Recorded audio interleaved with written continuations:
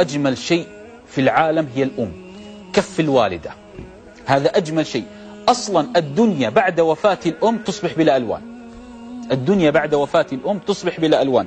كل الأمور مصائبها تعوض، حتى الأخ، حتى الابن، إلا الأم لا تعوض أبدا.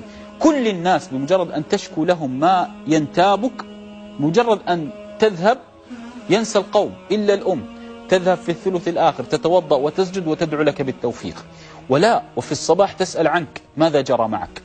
لا أحد في العالم يكترث بك كأمك، استحالة. لهذا إذا كانت أمك ما زالت حية فاغتنمها، فهي منجم من الحنان والعطف والبركة ومنجم دعاء. كل العالم تقول له ادعو لي لا تنساني في ظهر الغيب. حتى إذا ذهبت أنت لمكة ابنك تقول له يا بني لا تنساني من دعائك. إلا الأم لا توصيها، لا توصيها، أو الوالد لا توصي أن تقول يا أبي يا أمي لا تنسوني من الدعاء، لأنهم لن ينسوا، أصلا هم يذهبون للدعاء لك. لهذا كل المصائب جلل وتهون إذا وقفت الوالدة أمامك. لهذا تفقد أمك. أن تسأل نفسك الآن وأنت تسمعني، ما أشهى طعام تحبه أمي؟ اسأل فقط طعام. نحن الطعام كم مرة نأكل في اليوم؟ نأكل كم مرة ولا تعلم ماذا تريد الوالدة وما هو أشهى الطعام الذي تحبه.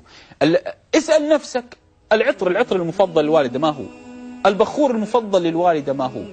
حتى يعني لماذا التقصير؟ كم مرة قالت لك الوالدة ليس في جوالي رصيد، وكم مرة قالت لك الزوجة ليس في جوالي رصيد. ستعلم الفرق وستعلم التقصير من أين يأتيك. أنا لست ضد زوجة أو ابن، لكن أنا ضد التفريط في الأم. الأم لأن مفتاح كل سعادة تنتابك، لهذا لا تفرطوا فيها. اجعلوا الأم هي الهدف الأسمى لرضائها. غدا الخميس وكلنا نسعى في يوم الخميس أن نذهب هنا وهناك ونستمتع، وأمهاتنا في البيوت. نهتم بأبنائنا وزوجاتنا ولا نكترث بأمهاتنا. هم أولى الناس في العناية بهم، خصوصا بعدما علاهن الكبر وبيض الشعر، ليس لهم إلا أنت. لهذا الأم كل إنسان تسعى لإرضائه بمالك أو بإحسانك، إلا الأم ترضى عنك بابتسامة منك، أو حتى برسالة نصية، أو حتى بمكالمة كيف حالك يا أمي. تراها في الدنيا وبأسرها وبما تحتوي الدنيا. لهذا لا تفرطوا في أمهاتكم.